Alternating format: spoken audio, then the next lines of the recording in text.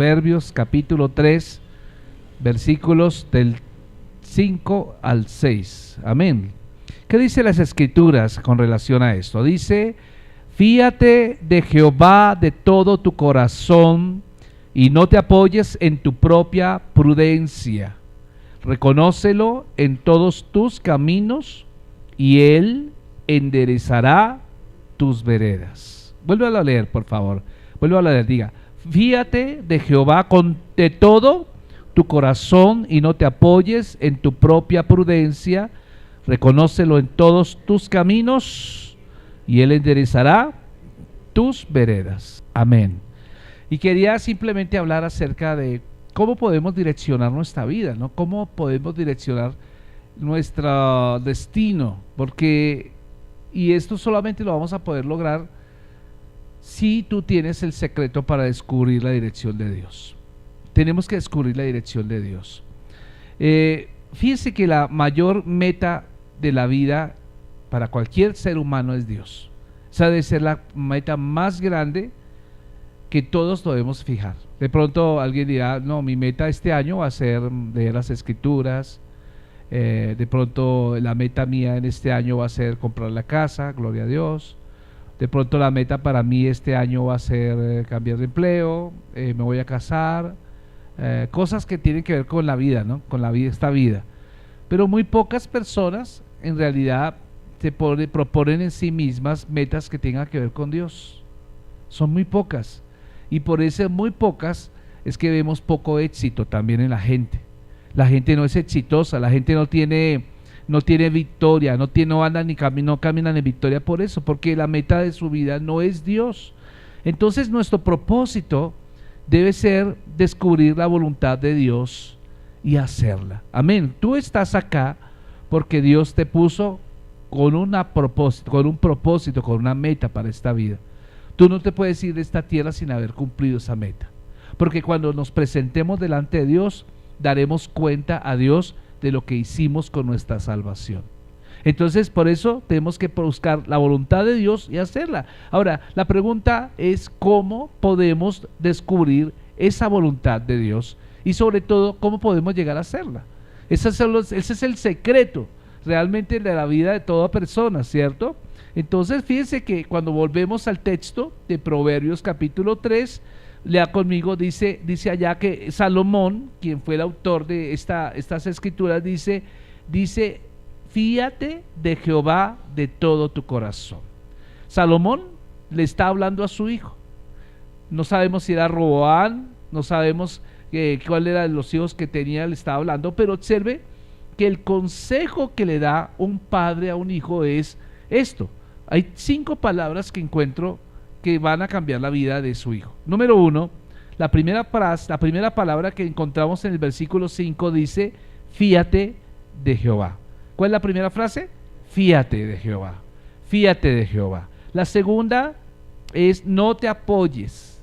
No te apoyes. La segunda frase dice: no te apoyes en tu propia prudencia. Y la tercera palabra es: reconócelo en todos tus caminos. Entonces fíjense que fíate, no te apoyes, reconoce, pues en realidad son 5 palabras, pero note algo, que esas 5 palabras, cuando las meditamos y cuando le decimos: Espíritu Santo, ayúdame a entenderlas, a comprenderlas, eso te va a llevar a descubrir la voluntad de Dios para tu vida. Entonces vamos a definir cada una de esas palabras. ¿Listo? Entonces la primera palabra es: fíate de Jehová de todo tu corazón. ¿Cómo es que dice? Fíate de Jehová de todo tu corazón. Entonces la primera palabra que encontramos ahí. ¿Qué es la palabra fíate? ¿Qué significa la palabra fíate? La palabra fíate es la misma palabra que da lugar a la palabra confiar. Confiar. ¿Y qué es confiar? Confiar, mi amado hermano, es estar convencido, es mantenernos fiel. De la misma palabra fíate desprende la palabra fe. Amén. O sea, cuando yo digo yo tengo fe, significa que yo estoy descansando completamente en la voluntad de Dios. Fiarse del Señor significa descansar en Él. Hay otra traducción que dice que la palabra fíate definía a una persona indefensa. Por ejemplo, cuando un soldado caía en manos de sus enemigos, del rey opresor, el soldado quedaba boca abajo con los brazos extendidos, y eso era fiarse, o sea, totalmente expuesto, totalmente indefenso. Cuando la frase está diciendo fíate, cuando tú vayas al Señor, tú tienes que descansar en Él.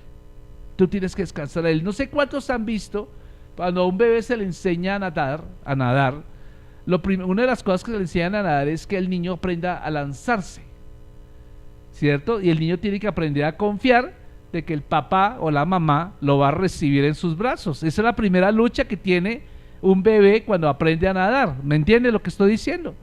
La palabra fiarse significa igual. Significa que yo me lanzo en la voluntad del Señor y sé que el Señor no me va a dejar caer.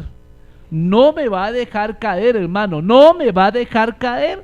Eso es lo que significa. Entonces, esta palabra, confianza, amado hermano, inicia la relación con Dios. O sea, ¿cómo yo puedo empezar a conocer la voluntad de Dios? La primera palabra es fe.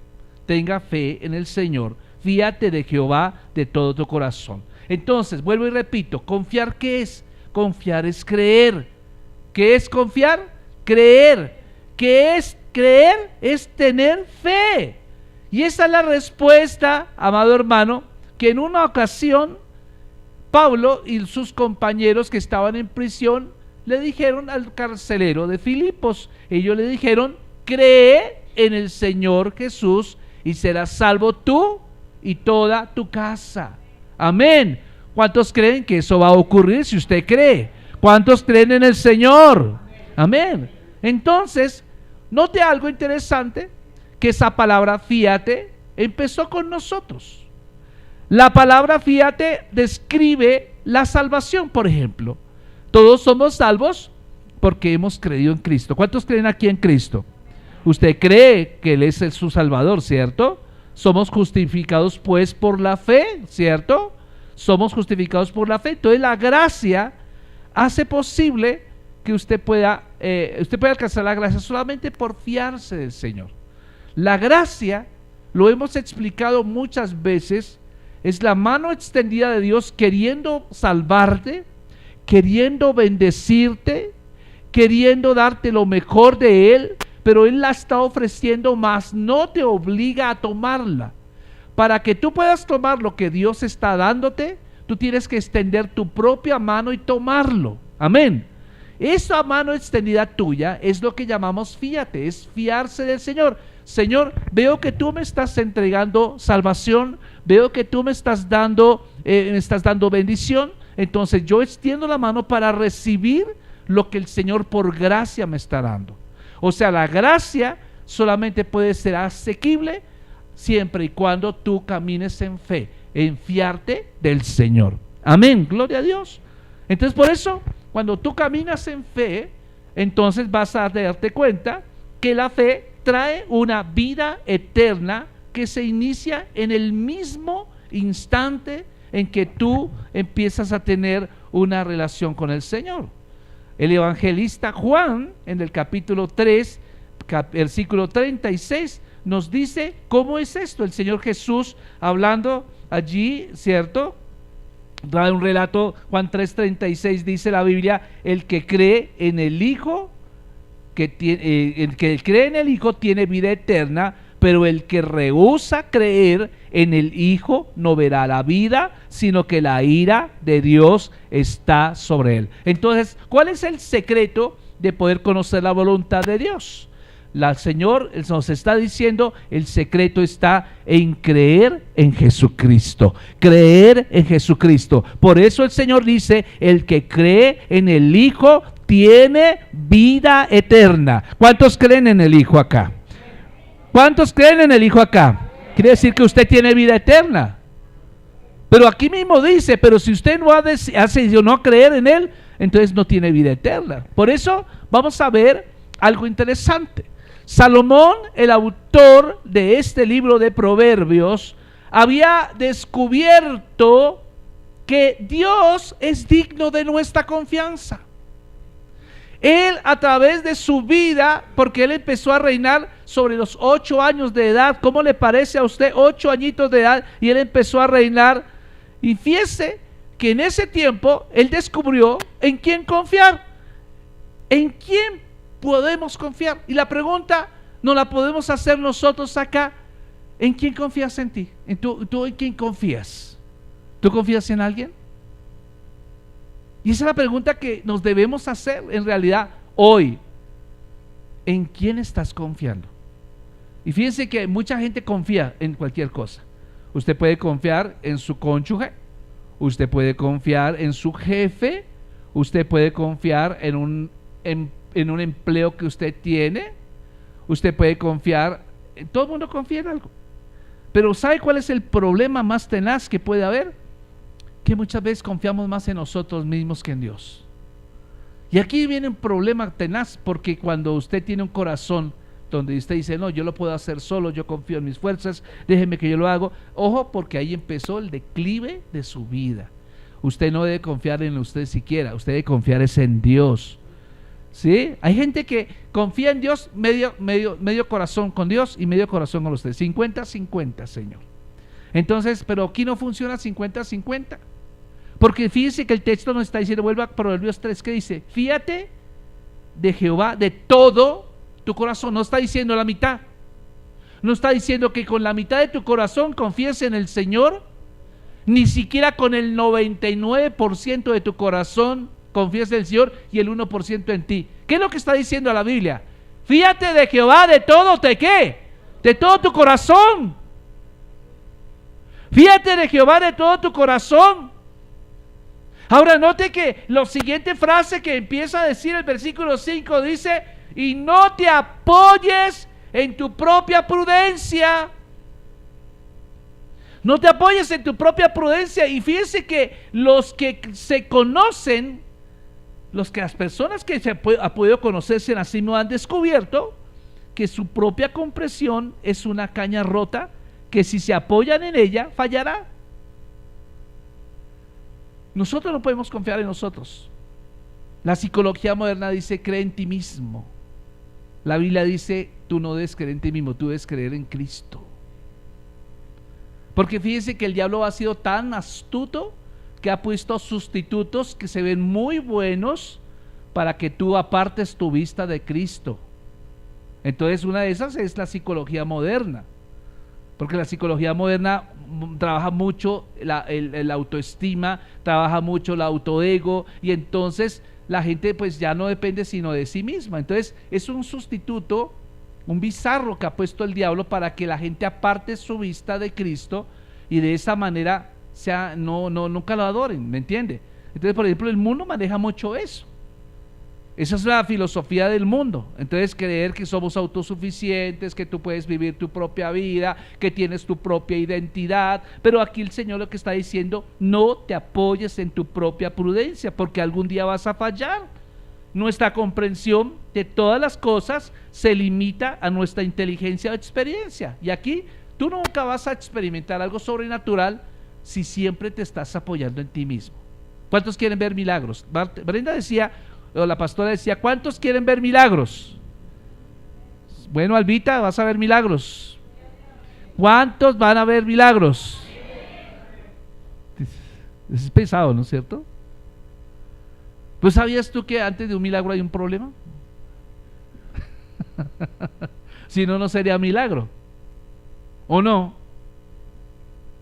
Por ejemplo, lo que contaba Brenda ahorita de esa muchacha que le dio una enfermedad rara, como una ELA parece, que empezó a quedar totalmente paralizada y fíjense, vino un problema, pero también después del problema vino ¿qué? El milagro. O sea, no hay milagro sin problema. De pronto tú ya estás en un problema, tú estás pasando por una adversidad, entonces ya espera tu milagro. Tienes que apoyarte en el Señor, tienes que apoyarte en el Señor, porque tu inteligencia es limitada, tu experiencia es limitada. Ojo por esto, porque la comprensión de Dios está muy por encima de toda la gente. ¿Qué dice la Biblia en el libro de Isaías 55:8? Isaías 55:8, ¿qué dice la Biblia? Fíjense que el profeta empieza a decir que los pensamientos de Dios son más altos que nuestros pensamientos. Isaías 55, 8 al 9 dice la Biblia: porque mis pensamientos no son vuestros pensamientos, ni vuestros caminos mis caminos, dijo Jehová. Como son más altos los cielos que la tierra, así son mis caminos más altos que vuestros caminos, y mis pensamientos más que vuestros pensamientos.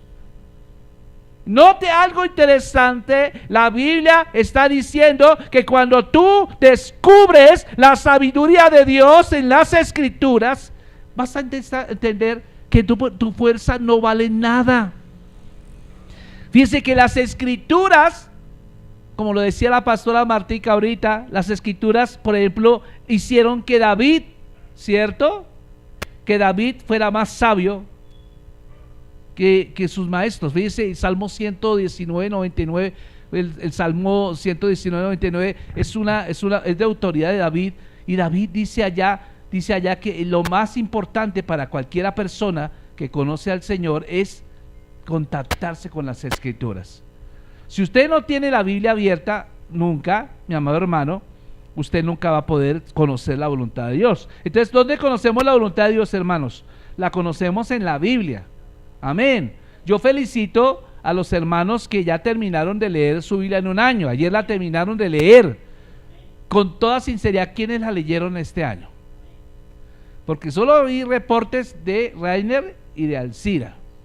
Los demás, yo no sé si la leyeron un año, no sé, me dicen que sí, amén, gloria a Dios, amén, aleluya. Pero los únicos que fielmente me mandaron resúmenes, 365 resúmenes, de verdad que los felicito. Y de hoy en 8 días les vamos a dar un obsequio por su fidelidad. Amén. ¿Lo quieren o no lo quieren? ¿Lo quieren o no lo quieren?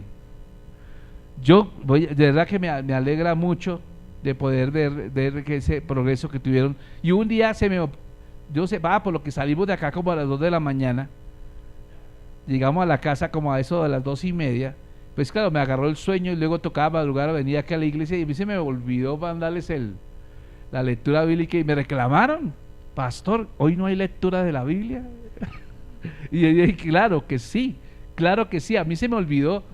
Y bueno, estaba tan ocupado, tantas cosas, y les ofrecí mi perdón, les pedí perdón, porque bueno, gloria al Señor.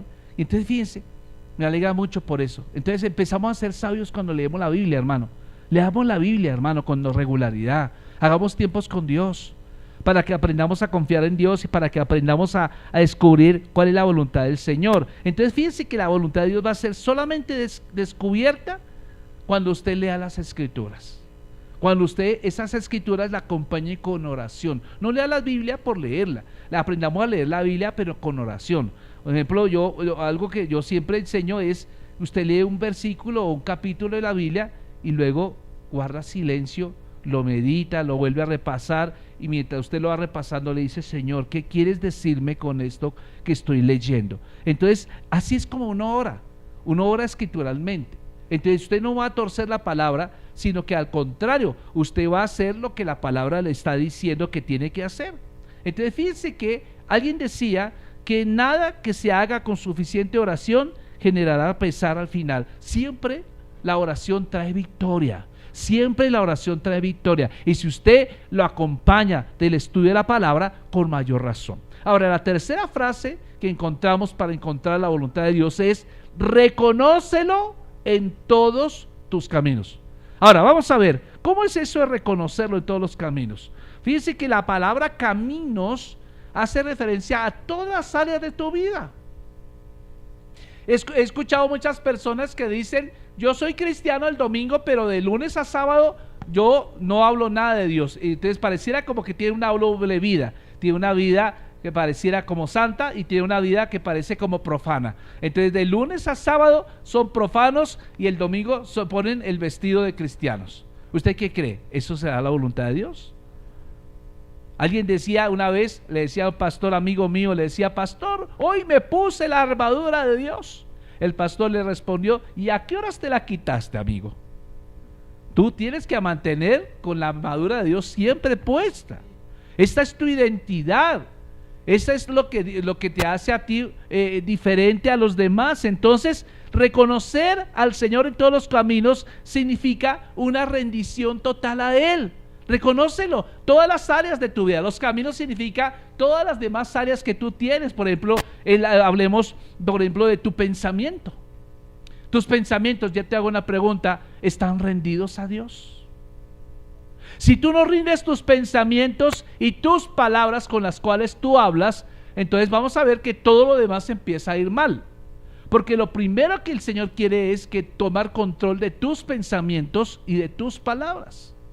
Yo me acuerdo una vez que vino un muchacho aquí a la iglesia y ese muchacho venía con unas greñas larguísimas, era flaco, el hombre estaba llevado por el alcoholismo y esto y lo otro, y cuando lo encontramos por ahí en la calle estaba totalmente deshecho, y entonces le empezamos a hablar, y entonces el hombre se dejó ayudar, pero entonces siempre que hablábamos con él tenía un lenguaje negativo. Él decía, no, es que yo soy no sé qué, esto y lo otro y esto, y yo le dije, mira, vamos a poner un alto acá y vamos a hablar. Lo primero que tú quieres cambiar, ¿quieres que cambiar o no quieres cambiar? Dijo, sí, claro que sí. ¿Tú crees que Dios puede hacer un cambio en tu vida? Claro que sí. Entonces lo primero que vas a hacer es cambiar tu manera de pensar y tu manera de hablar.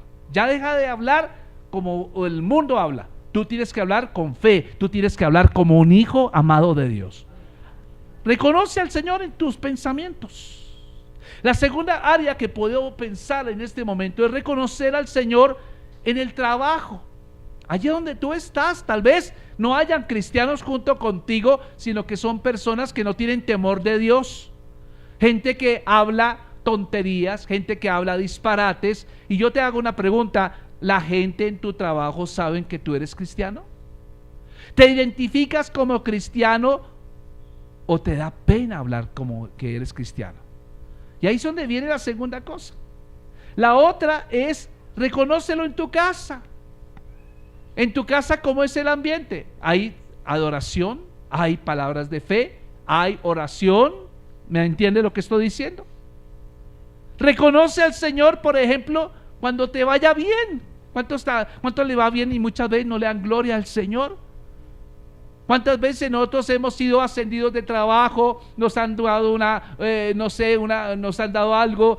Hay mucha gente, vea, yo les voy a hacer aquí francos, es que mucha gente nos pide oración a nosotros. Este año fue especialmente de oración. Y hay gente que nos pone a orar y a orar y a orar y nunca sabemos si ya hubo respuesta a la oración o no. De repente vamos y hablamos con la persona, oye, tú nos pusiste a orar hace 3 meses por esta petición, queremos saber qué ha pasado. Y entonces la persona dice, uy, pastor, sí, hace rato, eso ya se dio solución, la persona fue sanada. ¿Y por qué no has contado nada? O sea, seguimos orando por la misma petición y no nos reportan nada acerca de si hubo respuesta o no. ¿No le parece a usted como absurdo eso? Que las personas se acerquen a un grupo de intercesores y le digan, oye, pastor, hermanos, necesito oración por esto o aquello, pero después se olvidan completamente de reportar. Reconócelo en todos tus caminos, mi amado hermano, en los días buenos. Reconoce al Señor en los días sombríos también. Reconoce al Señor en las experiencias de la vida, en las reacciones ante la vida. Mira, hermano, todas las áreas de tu vida tienen que ser impregnadas de Dios. No es que hayan áreas que no, todas las áreas. Reconócelo en todos tus caminos. Reconoce al Señor cuando esté con los hermanos de la iglesia. Reconócelo también cuando estés con gente que no tiene temor de Dios. Vea, hermano, ¿cómo puedo descubrir la voluntad de Dios? Vea, vuelvo y se lo digo, fíate de Jehová de todo tu corazón y no te apoyes en tu propia prudencia. Reconócelo en todos tus caminos. Ahora, note algo, Dios va a trabajar contigo. Si tú eres excesivamente orgulloso y tú le dices, Señor, quiero que trabajes conmigo, Dios va a trabajar contigo, te va a pulir. Y depende de tu orgullo el tratamiento que haya, porque entre más, eso es como los frijoles. ¿Cuántos han cocinado alguna vez frijoles? Usted sabe que los frijoles, para que estén bien, toca ponerlos en agua desde la noche anterior, ¿sí o no? Y a veces llega uno y están todavía duros, entonces toca meterles 2, 3 pitazos en la olla a presión y todas siguen siendo duros. Así pasa cuando la gente es dura. El Señor a veces tiene que meternos en la olla a presión de su gracia para hacernos a su modo, ¿cierto? Y déjeme decirle que la promesa de la guía de Dios no nos hace infalibles, porque nuestros errores quizás serán anulados para producir mayor humildad. O sea, Dios va a tratar con tu carácter.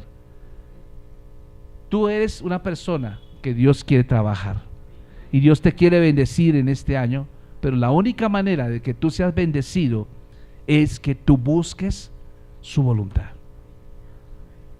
Que sea Dios el número 1, que sea Dios el número 2, que Dios sea el centro de tu vida, mi amado hermano. Tú ya empezaste bien. ¿Cuántos creen en Cristo acá hoy? Entonces quiere decir que ya empezaste bien, porque tú eres salvo. Si dices, Señor, yo creo que tú eres mi Salvador, has empezado bien. Entonces ahora, paso número 2, confía totalmente en Él. Confía totalmente en Él. Una cosa es creer en Dios y otra cosa es creerle a Dios. Una cosa es creer en Dios y otra cosa es creerle a Dios. Ya tú crees en Dios. Ya pasaste la primera. Pregunto, ¿le crees a Dios? A veces parece que no, porque yo veo muchas caras abrumadas por el problema, por la dificultad, por esto y lo otro, pero el Señor te está diciendo, tienes que confiar totalmente en mí para obtener dirección. Si te has rendido completamente a Él, cree que Él te va a direccionar. Y este año, mi amado hermano, yo creo que Dios va a hacer algo extraordinario en tu vida. Yo lo creo, yo tengo fe como predicador, yo tengo fe como pastor de esta iglesia, de que Dios no te va a dejar, de ninguna manera te va a dejar en vergüenza. ¿Qué te parece si te pones de pie? ¿Qué te parece si le dices, Señor, gracias por darme la oportunidad este año de empezar bien?